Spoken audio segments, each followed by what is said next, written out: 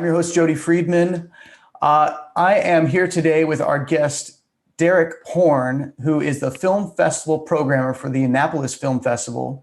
And today we're going to be talking about how when a creator creates a film, there's certain processes that filmmaker has to take, or generally takes, generally speaking. But before we dive into that, Derek, why don't you go ahead and introduce yourself, tell us a little bit about your story and how you got here.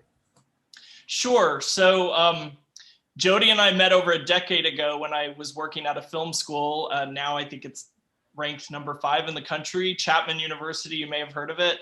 And I would send students to intern for him. But actually, I think we met through a mutual musician friend, Kathy Compton, her band Panda Transport, which you represented. And I was helping to get her music onto a TV show, Grey's Anatomy. So, and then after that, I think I might have sent other musicians or bands your way or told them about your service. And then what's interesting is I just moved back to LA last year and I was programming a festival in Tampa. And I noticed Jody was the music supervisor for a film called First Blush. So I called him up because I didn't have any way of getting a hold of the director. And he put me in touch with the director and I programmed it. So thanks to Jody, the music supervisor, a film got programmed in a festival. And it was a real hit, by the way. Everyone loved it. Oh, that's awesome. So yeah, I programmed various festivals and right now, it's something I do remotely. I've programmed a lot of different type of festivals. For 5 years, I did the Hot Springs Documentary Festival in Arkansas, of all places. It's the oldest documentary festival in the country. It's Academy accredited, which means, a short film, if it wins awards there, it can be nominated for an Oscar. So that's what Academy accredited means. I'm currently programming for the Annapolis Film Festival. I program short films for the Santa Fe Independent Film Festival in New Mexico. I program the Tampa Gay Lesbian Festival. So there's all kinds of festivals for different audiences and types and genres. But my favorite of them all is the Annapolis Film Festival, which is happening this April. So I'm in the midst of programming for it now. This was the beautiful program we did last year. It was supposed to be for March 26th or March 16th through the 19th, but you can imagine what happened this year. I flew out there on, was it March 10th, the day that everything changed, and then the 11th we had to cancel and put it all online virtually. So we had a whole opening night ready with my favorite actress, Kristen Scott Thomas, coming in for opening night. She would have been on the red carpet. This film, Military Wives, which was the perfect film for Annapolis, with Navy Town, Naval Academy. But what's interesting is in programming a festival, you have to kind of look for films, right? You go out there and you scout them. So previous to last March, I attended the Toronto Film Festival in Canada last September 2019. And I had my eye on this film, Military Wives, for about 2 years, ever since it was announced as being in production. So even before it was made, I was tracking this film. I went there in person. I was there for the world premiere of Military Wives. I rushed the director as soon as he was walking off the red carpet and gave him my card and said, I want this for opening night. And so it was a long journey to get this film.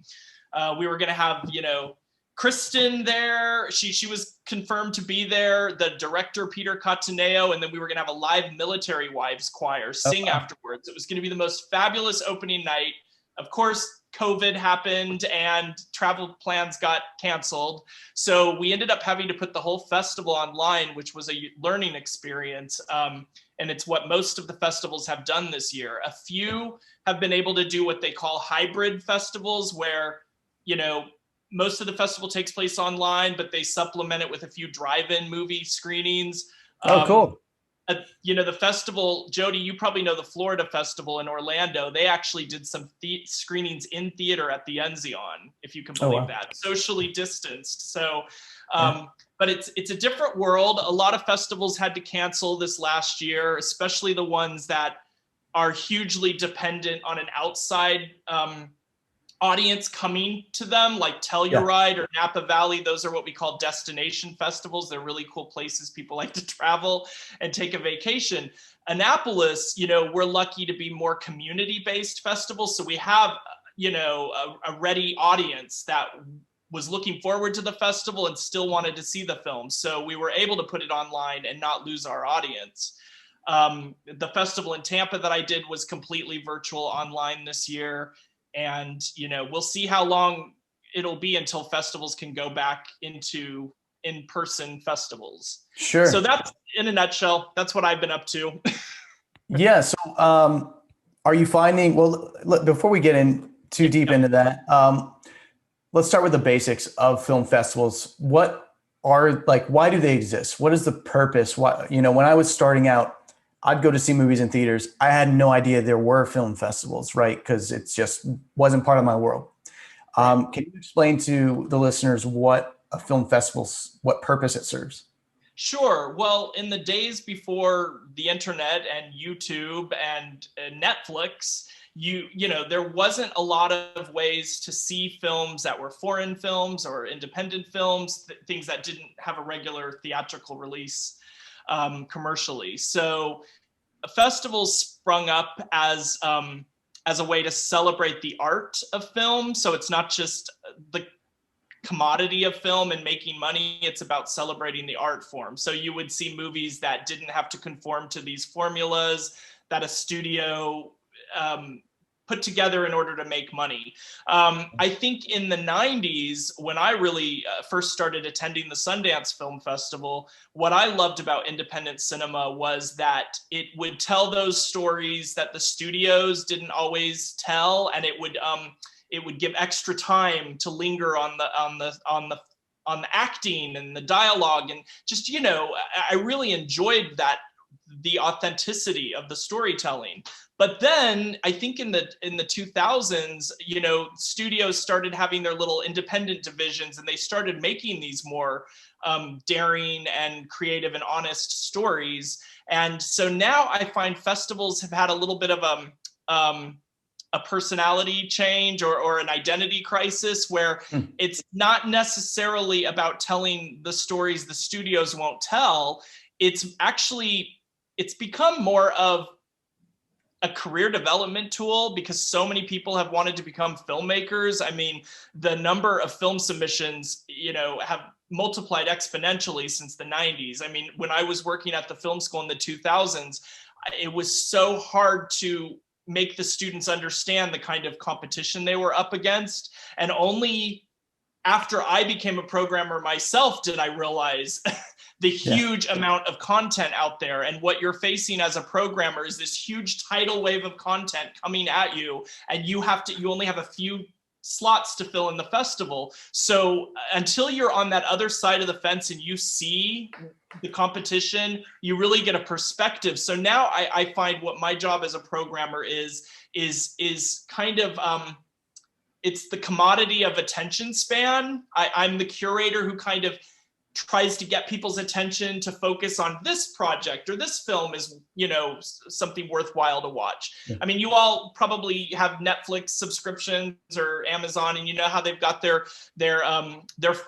formulas or their algorithms that tell you what they think you'll be interested in. And I can't tell you how many times they get it wrong with me. It's like, I'm not interested in any of those films. Your algorithm sucks. But I find a festival is a chance to experience something that's been curated by human beings.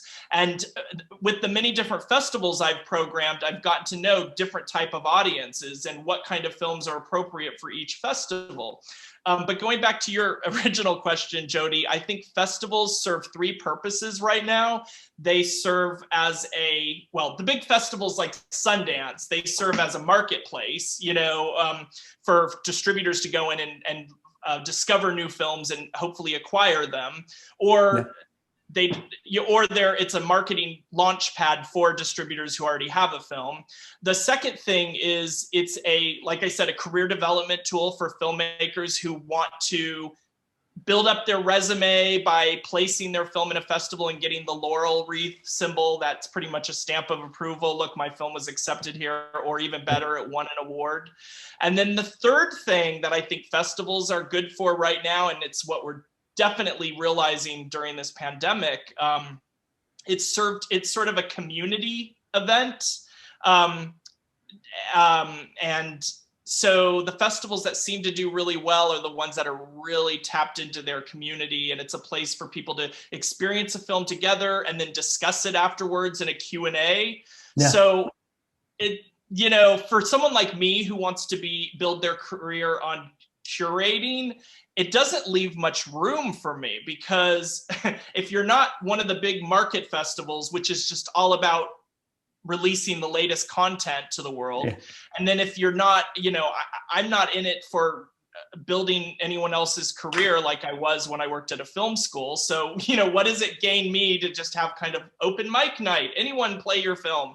And then the third thing would be a community thing is great, but sometimes it limits the films you program to exactly what would interest that community. So Interesting. The place to be able to be creative and curate just fabulous artistic films, regardless of the community, where does that exist? I think it exists online. It exists, in, I guess a lot of people have YouTube channels now where there's a lot of different short film channels springing up. So I'd just love to ask all of you if any of you have experienced a festival or been to one, so I know how much I need to give you a history of festivals lecture. I've actually never been to a film festival myself. Really, Jody? And your films have played at big festivals. And I've always wanted to go to, there was one year, what was it that was at Sundance? It might've been Won't You Be My Neighbor before it hit theaters. I programmed that at Hot Springs. Oh, you did? Yes, awesome. Love that talk. It should have been Oscar nominated. It really should have. I don't know why but who knows?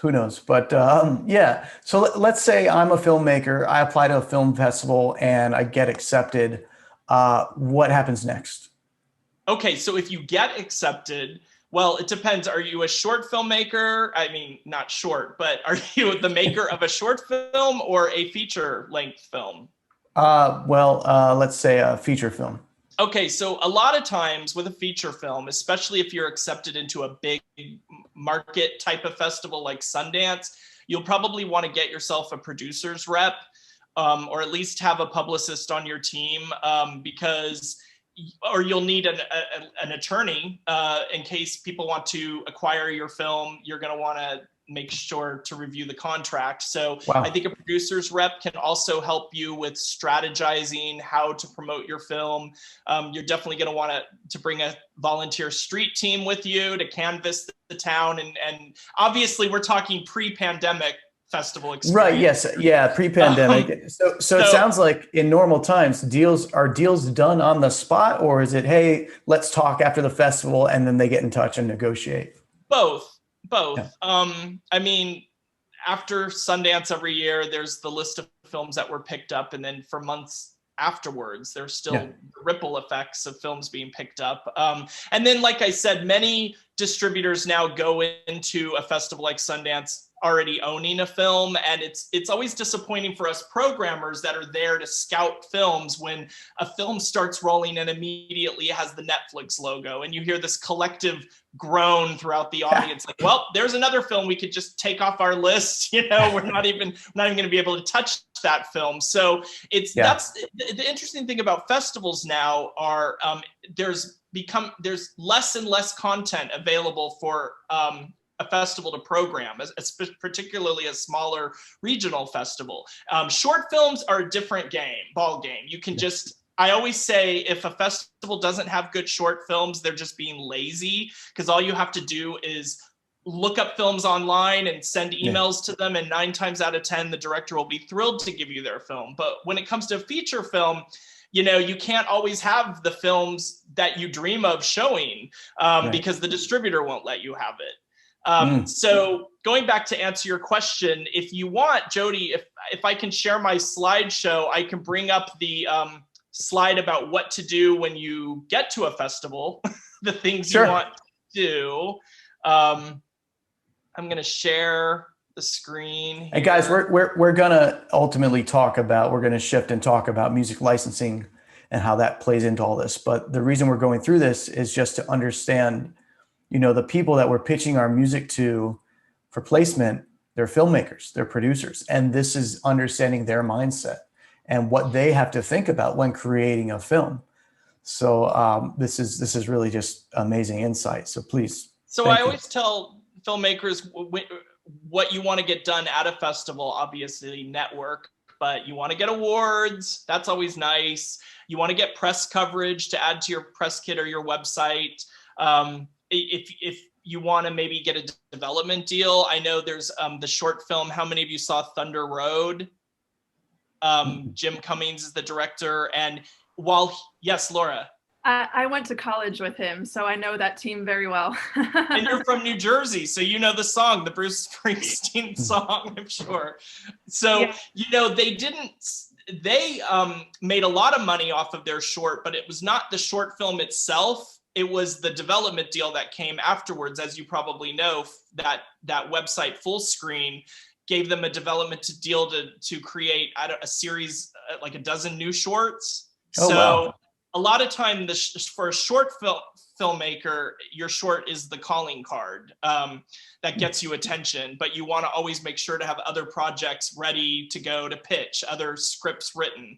So, and then distributor, it's tricky. With the internet has kind of ruined it for short films. On one hand, to make money, it's been a great thing to bring exposure and get attention for the short films, but the days are past when HBO would buy your short film for, $1,000 a minute. So if you had a 10-minute short, you could make $10,000. And then in Europe and internationally, a lot of their television channels buy short films. There's a much more of a culture interest for short films abroad. Oh, but here, obviously the internet has created more of an appetite for short form content. So some of the other goals at a festival, it's always fulfilling for a filmmaker to do a Q&A with an audience and see the audience's reaction. And I feel bad that they're missing out on that this year. I've done a few virtual Q&As with filmmakers, but it's just not the same as being in the room and seeing them all collectively laugh at all the right parts of your film. And I always say, if none of these things happen at the festival, the least you can do is try to get an invitation to another festival, because programmers go to festivals to scout films. And so be on the lookout. And so that's basically that. But I have this whole slideshow that that kind of takes you through the history of festivals. And well, Jody, you tell me, what would you like me to talk about next with festivals, for those of you who don't understand what they are? Yeah, I think it's interesting to know the history of it. So yeah, let's talk about it a bit. And I want to say, guys, most everyone on here is a musician, and anyone listening is wanting to get their music licensed. The most comparable thing is like South by Southwest. It's a chance to go play your songs. If you're in a band and perform, you apply. If you get accepted, you get to perform in front of industry execs, and you hope to make deals. And that's, I think, the best comparison I can think of for film festivals. You're creating this property, you're going to shop, or this piece of art, and you're going to shop it and hoping to make deals. And like Derek said, get invited to another festival. And it's the same with South by. People go and perform at South by, and then, they get invited to the next music festival. And that's the stepping stone towards getting a distributor, which is a record label. And for film festivals and filmmakers, that in a lot of ways, like Derek explained, it's career development, and it's a stepping stone towards getting that distributor, towards getting a deal with Amazon or Hulu or Netflix or whomever, Lionsgate, whomever's there acquiring content. So yeah, but long before South by and Sundance existed, I mean, can you even imagine a world where they didn't exist? It boggles my mind that Sundance didn't actually come to exist until the 80s or the late 70s, but it wasn't called Sundance until the mid 80s. But long before Sundance, there was the most famous one of them all, well, second famous. What do you think is the oldest festival that was ever started? And it's not on this continent. Oh yeah, no, I have no idea. Any guesses? Tribeca? What's the most famous festival you think of in Europe? Oh, okay. Yeah. So you are so close, Laura. Cannes was the second festival, and it was founded in response to the very first one, which was Next Country Over. In Spain or? Other direction. Oh, man. Tell us. Going wow. east, Okay. east of France. Wow. So Venice was the first, founded in 1932. But if you can imagine, during those years with Mussolini, the dictator, he kind of had control over the artistic integrity of the festival. I mean, they gave out awards called the Mussolini Cups. And in 1938, Jean Renoir's film was snubbed in favor of the Nazi propaganda film by Leni Riefenstahl. So wow. France decided to start their own festival in 1939, but right on the night of their opening night, the Germans attacked Poland and they had to cancel the rest of the festival. Oh, wow. So those are the two oldest festivals, followed by, okay, here, let's see. Karlovy Vary, which is fabulous in the Czech Republic. But then, of course, with the communists coming in, they were forced to alternate every year with Moscow. So it's a very interesting sordid history of all these European festivals. Then there's this gorgeous Locarno Festival. Could you imagine seeing a film there in the piazza outside? Isn't that fabulous? That's awesome. So that's in Switzerland. Then there is Edinburgh, Scotland, which claims to be the longest continuously running festival because there were no interruptions or cancellations. Okay. Then there was the Berlin Film Festival, which is, relatively newer compared to the others. Founded in 1951. Then here in the US, San Francisco is the oldest, founded in 1957. The oldest, real legit festival. New York and Chicago are next, and then Telluride, which to me was like the original Sundance. It's up in a beautiful mountain town, and it was really about and it's interesting because Telluride is not considered a market festival. The industry goes there, but they go for like a film vacation. They don't want to talk business. They just want to enjoy the films. And the celebrities are walking around on street at the Labor Day picnic. And basically the exciting thing about this festival, it's my favorite one if you ever have a chance to go. Now, of course, this year it was canceled because, like I said, they're the type of festival that really relies on outside people coming into town. People don't just want to go online and watch these films, although that's what Sundance is doing this year. Sundance, I've got an industry badge and I had to make all my ticket selections yesterday, and it's all going to be online. So I don't have to trudge out to Park City and freeze my butt off and pay for exorbitant lodging. I can just enjoy it here by the fire. And then after Telluride, I would say Toronto, which used to be called the Festival of Festivals. Then Sundance, which started in 1978 as the US Festival. Robert Redford's Sundance Institute took over in 85. Festival name changed in 91. So it's hard to believe there was a time before Sundance. South by launched in 87 as a music conference, Jody. I didn't realize it went back that far. They added the film component in 94. So I just remember South by being the place when all the .com craze happened in the late 90s. I thought that's when South by really took off. Because did they add an interactive component at some point? Yeah, they did. Yeah.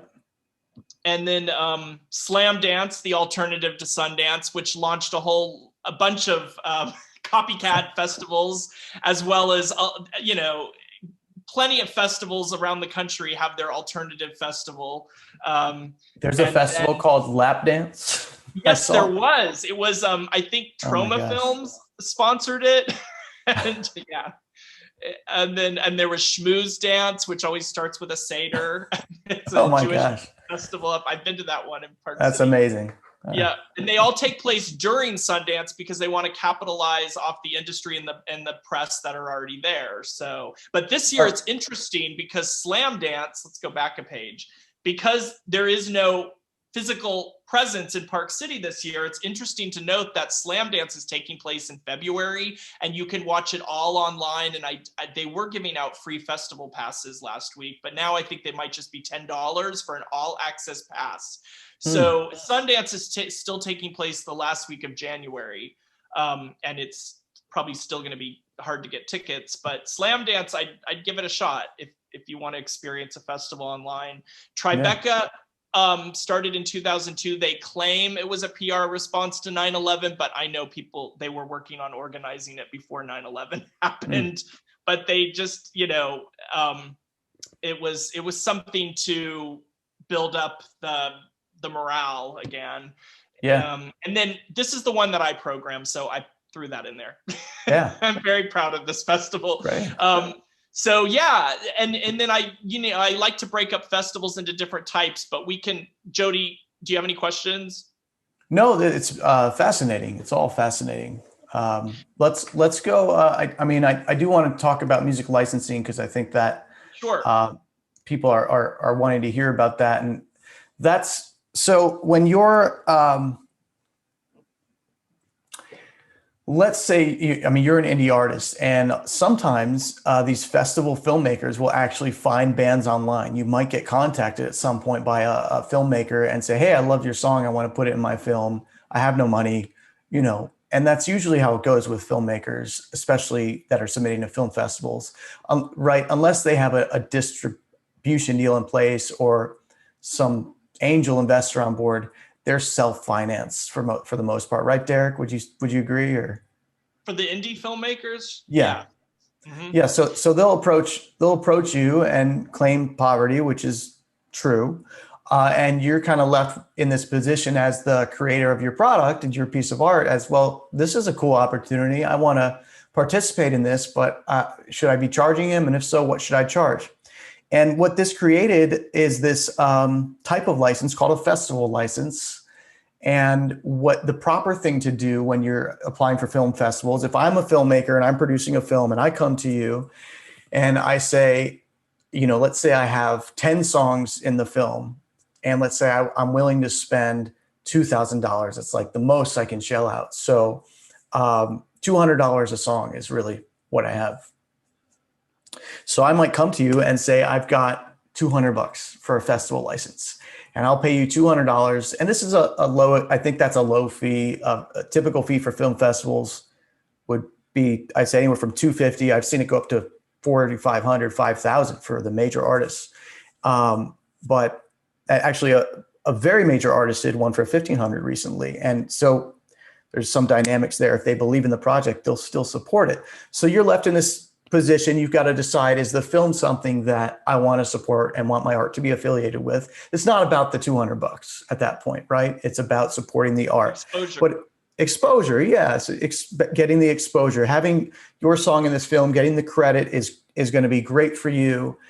Getting paid is important to maintain value for your copyright. I don't ever really advise you to give it away for free, because here's the thing. If the filmmaker uses your song basically as a promotional tool within the film to support a scene or to use during the end titles or something, and then they get distribution, they're gonna get funding for that film. So what you tend to do is you do a festival license up front with a back-end step deal. And you can say, upon distribution, you want an additional fee for your copyright. So you could say, I'll do a $250 festival license, and upon distribution, I want $1,000 for those all media rights. And that's kind of a typical unknown, low end deal for someone just wanting exposure. $250 license for 1 year to shop that film at film festivals around the world or around North America or wherever they want to shop it. And then upon distribution, you get another fee. And you can go further with that. You could do a step deal that says upon, and this is in normal times, not COVID era, Upon 2 million in gross box office sales, you get another bonus, another 1,000. Upon 4 million in gross box office sales, you get another $1,000. And you can go up 6 million, 8 million, 10 million, and that's that. So there's a lot of ways you can do the deal, but ultimately they're going to ask for all media rights. Usually you want to say, I'd rather just do a festival license if that's okay. It's up to you at the end of the day, but I recommend doing a festival license. And then if they get a distributor, get a bonus, get something as a bonus, even if it's another $250 upon distribution. It's something to show that in good faith, they're going to take care of you. I've heard a lot of filmmakers, they're encouraged to get the full rights at the outset, because if you just get the festival rights and then go back and renegotiate with a distributor attached, a publisher might charge a lot more, knowing now they have leverage. So it's better to do, like you said, Jody, the step deal right up at the beginning. That's for filmmakers. But as musicians, I don't know if it's better. Well, it just, and it depends on the deal. If I'm music supervising a film that's going to festivals, they do want us to get all media rights. So I'm not going to go out for all media rights for $250 though. And I'll tell them, here's what it's going to cost.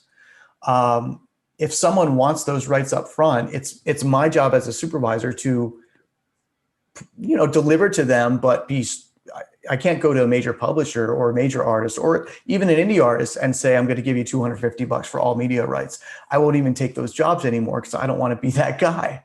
It's like, but it's interesting, Jody, we had a student film at Chapman that got into the Seattle Film Festival. And it was like one of our first films to do that. And I remember he had uncleared music over his final credits. So I told him to switch out the music with, once again, my friend Kathy Compton, who you represented, and she put one of her tracks, which fit the theme of the movie. And she did it for free because at the time we were just trying to get her exposure. And then, we got her music on Grey's Anatomy. But it's funny because the Duffer Brothers, who went to Chapman, and when I was sending out their thesis film entitled Eater, the closing music used Janis Joplin, Take Another Little Piece of My Heart. And I remember we sent that out to a few festivals. There was no rights cleared for that. And I think we stopped doing that because this was 2005, before Chapman was becoming a really big deal. And so we knew that could be a legal liability. So we stopped sending it to festivals. I think they got nervous about that. I was starting to do really well in festivals, but the plot so perfectly hinged because it was about this cannibalistic shapeshifter, take a little piece of my heart, or and it fit the story. But sometimes it's best, I guess, to you can put in a temp track of music and then find a composer or a musician to recreate a similar song or sound. What do you think about that, Jody? That's usually what happens. If someone has a popular song in that they got festival rights for, they didn't get all media rights, and the publisher is going to charge an exorbitant fee, then it's the music supervisor's job to find suitable alternatives that sound like that song. So A Little Piece of My Heart by Janis Joplin, I mean, she's got such a unique sound. So the job of the supervisor would be to find something that instead of paying $50,000, it's going to cost them $1,000 or $2,000 from an indie artist that sounds like Janis Joplin or has a similar vibe or at least serves the same intention. So lyrically would play to that storyline. Sounds like that was like the Mind Flayer beginnings from Stranger Things. That's just crazy. So totally. Well, in fact, I think Eater, EATER, you can see it online, and I think it still has the music in there. I don't know. Check it out. How does that work when it comes to YouTube licensing? I mean, I know YouTube will flag videos and take it off if it has uncleared music, but I think that Duffer Brothers short film is up on Vimeo, and I don't know how they're getting away with it. Maybe they have gone back and paid for the rights since then. I mean, they could certainly afford it now. Yeah, with their high profile, I would assume by now they would have gone back, because if it's on Vimeo and they didn't get the rights, I mean, it's questionable because Duffer Brothers who put it up there. It's possible. Yeah, I don't know. I mean, maybe they made a deal and used a Janis Joplin song in Stranger Things, and they said, "Well, we'll give you this, and if you let us leave this up, who knows?" I know YouTube, they won't make you take it down. You can, they give you the option of taking it down, or you can attach ads to it and allow it to stay up. But you can't monetize it if it's using uncleared music. They won't, unless you get a direct request from the publisher saying, take this down, you don't have the right. YouTube's system will automatically just say, allow us to attach ads or replace it or take it down. See what happened with some of the trailers I put up on our YouTube channel for the Tampa Festival. If it had, some of the trailers used music that was blocked, so certain countries couldn't access that trailer. It was bizarre. Like all of Denmark couldn't watch this trailer, but everywhere else in the world could. So I guess, I don't know if that's the publisher that would have flagged that, or if YouTube actually has their team of. That's a great question. I don't know the technical aspects, how they get that done, but it's geo-locking and it's part of quoting on a song. When you quote for a territory for a trailer, if they want it for a lower fee, you say, all right, well, we can't grant world rights, but we can geo-lock it to North America only. Right. You can, or North America and Asia only, Well, here's another interesting question that surrounds playing uncleared music at a film festival. As a festival programmer, when we accept a film, we make the filmmaker sign a contract, screening agreement, and it says that they indemnify us, that they claim they have all rights. So if we play a film at a festival with uncleared music, we won't get sued, but the filmmaker could potentially get sued. But I mean, what's the worst that's going to happen? It's usually a cease and desist order, take it down or stop screening it. But it could happen. It could result in a lawsuit. Now, I know when I used to program at the Newport Beach Festival way back in 2005. That's one I've been to. I remember now. There you go. I've been to that one. Because it's in Orange County, California, right in the neighborhood. We used to do a high school showcase, and we would allow high school student films to be screened, even if it had uncleared music, because we didn't charge admission for the screening. We weren't making money off of it. So I guess it was an educational sort of purposes. Fair use kind of thing. But legally, is that valid to still use uncleared music? Fair use is a form of defense. So it only comes up if you get sued. Okay. So there you go. I know that Sundance, I remember the year I was working at Sundance, I think it was 2002, when that Nick Broomfield documentary about Kurt Cobain was showing, and Courtney Love had it stopped. I think it had one screening, and then they had to cancel all the rest because I think the documentary was an unflattering portrait of her and accused certain nefarious things about her and the death of Kurt Cobain. But she used the uncleared music as an excuse to get the film stopped. But Sundance was ready to play this film that didn't have all the music cleared. So I think there are festivals that take their chances sometimes. I mean, they had that film,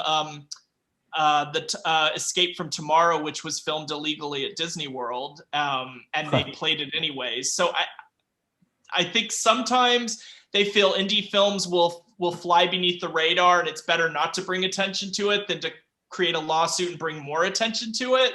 But in your experience, Jody, do you know of any incidences where festivals have been sued for playing a film with music? I've never heard of that happening. I would think, if anything, it's more like you said, they're indemnified, and they're probably, if they decide we don't want to take this on, it's more a concern that we don't want to deal with having to suddenly pull this at the last minute from the schedule. And it's probably more of that concern than getting sued, I would think, because indemnified, it's, when you submit to a festival as the filmmaker, like you said, you take on that responsibility, and you take on all the risk.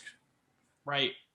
So for musicians, what can they gain, I wonder, out of going to a festival? Or any of you, I never heard if any of you had actually been to one before, or if you want to, because a lot of festivals like Sundance now have the music cafe where musicians are invited to perform. More and more festivals are including a music component, which I think is such a great synergy.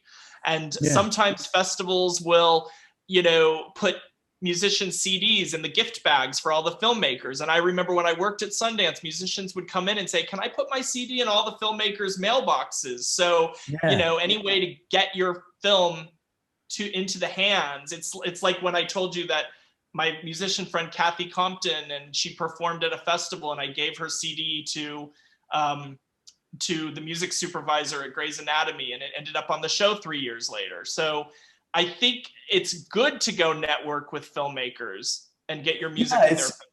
It's a great form of art, and it's what we're creating for licensing is to support content. So it makes perfect sense to go to film festivals and put on your artist gear, like turn the volume up and just be yourself and bring your music. And if you can get a slot performing, I think that would be amazing. Everyone's there because they love the arts, and being there as a musician, it's just part of the artistic community. It's a lovely thing. And another great place to place your music would be on a festival trailer. I've produced a few, original festival trailers, which is something that plays before every film, and I've needed music. And so I got Thierry from the band Panda Transport to compose the music for the Anaheim Film Festival trailer. And I've used other festival trailers that use indie film artists' music. So that's something. Jody, I love your website with HD Music now, or at least you always had that search function where you can search for artists by genre and sound. Yeah. I'm curious. I mean, that's a place to shop for specific music, right? Oh yeah, absolutely. That's the purpose of that website at prime.hdmusicnow.com is my library. Excuse me.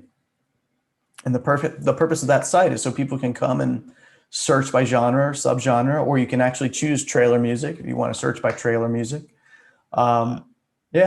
I mean, that's the whole intention behind a library, is to make it easy, and you can actually come and download right from the site. And I don't have an automated checkout process. Some sites do, but yeah, I mean, that's really interesting to hear that you license indie artists to score trailers, not necessarily going for traditional trailer music or, that big orchestrated thing. But rather you put like the artistic spin on it. That's really interesting. That's when I produce the trailers. Yeah. And other times I've just had an artist produce it for us. So they worried about clearing the music and paying the musician. Sure. But that's definitely an opportunity for indie music. I just think, it's a whole different world for musicians in a way to make money. And I think film and music need to work together.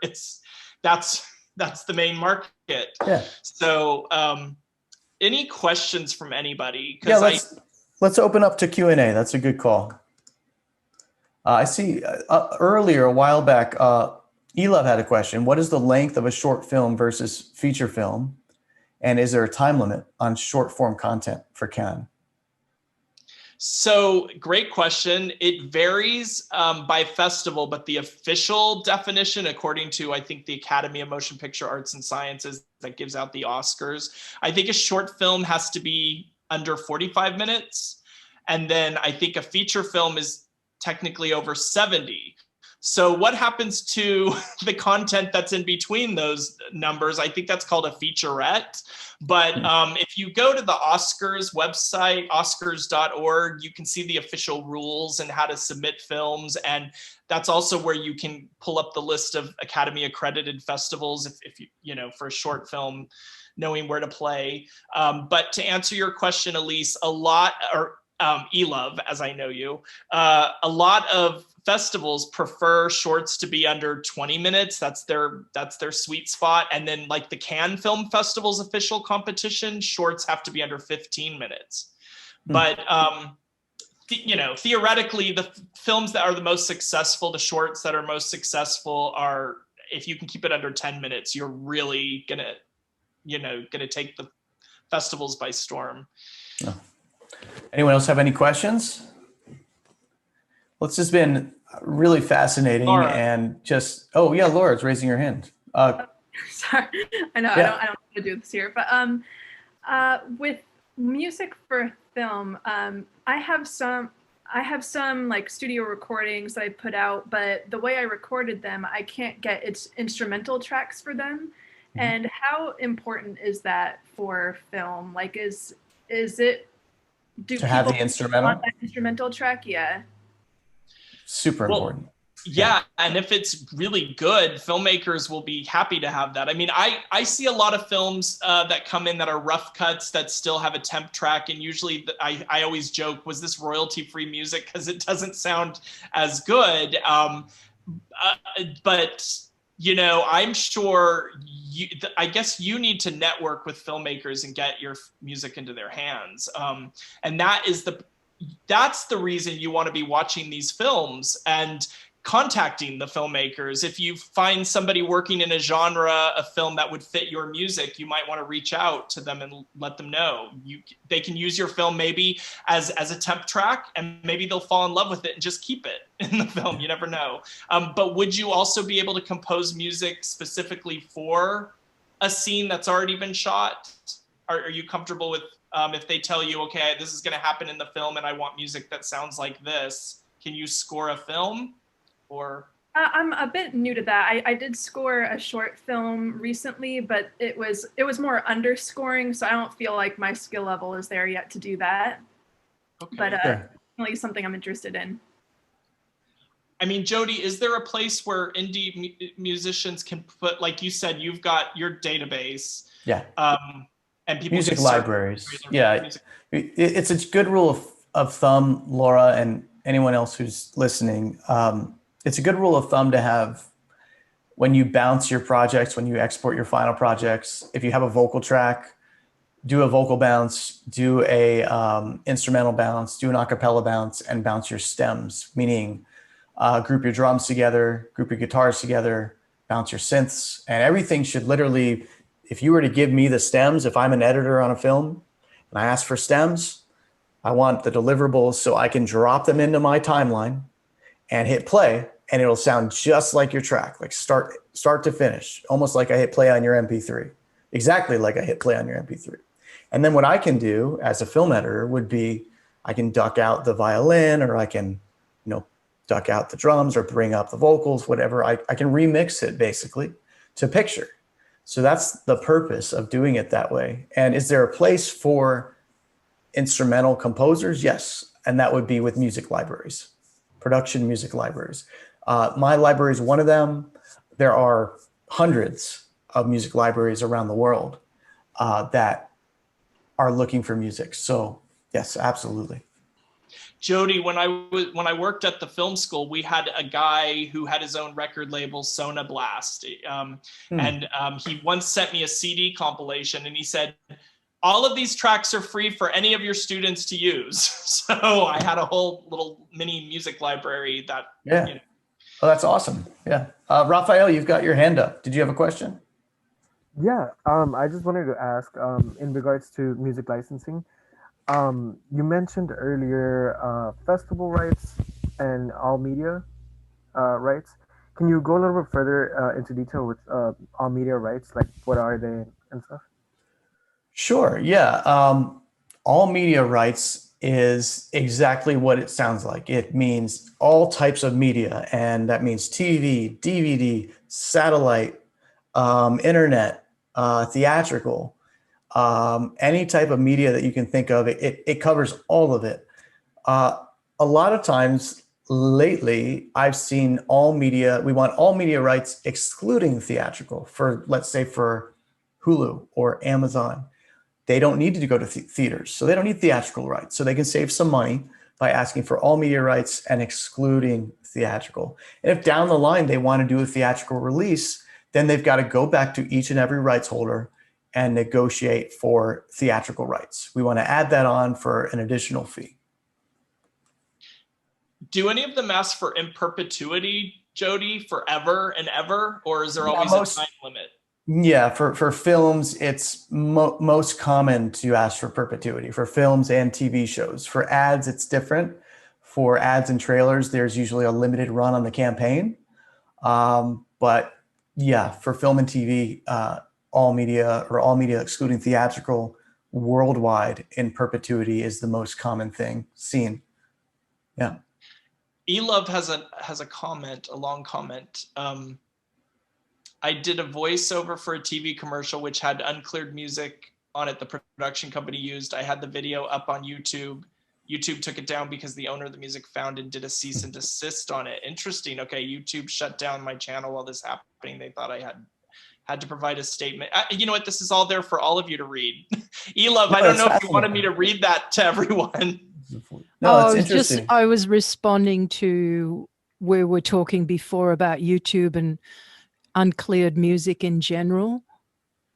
Wow. And it was a real pain in the ass to actually get resolved, because the person that owned the music, for some reason, didn't believe that I didn't have anything to do with the music because I'm a musician. So they immediately thought that it was my music or I had stolen their music. Sure. Yeah. Wow. And people are on the defensive a lot when they hear, I heard a story from someone the other day. He was actually in Target and heard his song on the overhead speakers, like in an ad. So he was able to track down what happened, and he reached out, but he didn't do it in an angry way. He reached out and said, hey, I just noticed my song got used in this. And the person that he reached out to was very, can you please tell me more? Like, who are you? What song are you talking about? And they were able to sort it out, and he made it work out in his favor. Not only did he get paid, but he was able to maintain that relationship with this person by not coming at it aggressively, like it sounds like this person did to you. And he also was able to secure more syncs in the deal that he made as part of the settlement. Basically, he said, you have to pay me what I would have been paid normally. Pay me half that, but I want to guarantee that you're going to license my music 3 more times. So he got more syncs out of it. And it's a great approach for anyone listening that heard that story that Elove just shared, about basically she had a voiceover for a TV commercial. There was uncleared music on it. And then the musician found it on YouTube and sent her a takedown notice. And YouTube actually shut down her account. And she had to. Elove who made the commercial. Right. It wasn't her. She didn't produce it. She just did the voiceovers. So, this is just, it happens a lot. It does happen a lot. I'm curious, Elove, what was the process like getting your channel re-enlisted by YouTube? Like how long did that take? I don't remember exactly how long, but I remember it was a pain. And the person whose music it was actually a library. So she had a library of her music. So I don't know how the production company got a hold of it, or whether they had purchased it somewhere else, that it had been somehow taken and then put on another site, which, is another thing that happens. Yeah. Yeah, it's happening a lot with royalty-free companies and on the online space. Just everything is accessible digitally, and a lot of people still misrepresent themselves. It's a big problem, really. But look, we are Laura. To answer your question, we're going to talk about royalties in some other panels, for sure. That's a big topic we'll be talking about. But we're a bit over time, so I just wanted to thank you, Derek, for taking the time out with us today. And this has been eye-opening, I think, for all of us. And round of applause for Derek. Yeah. And if you all have any follow-up questions, you can reach me at where is the? I'll just share my screen one last time. filmfestprogrammer@gmail. Can you see that email address? Yeah. So there you go. You can always reach me there. So this might live on YouTube. Are you sure you want me to put that up? Yeah, there? It's a pretty generic email. If I get too much spam, I'll just start a new one. Okay.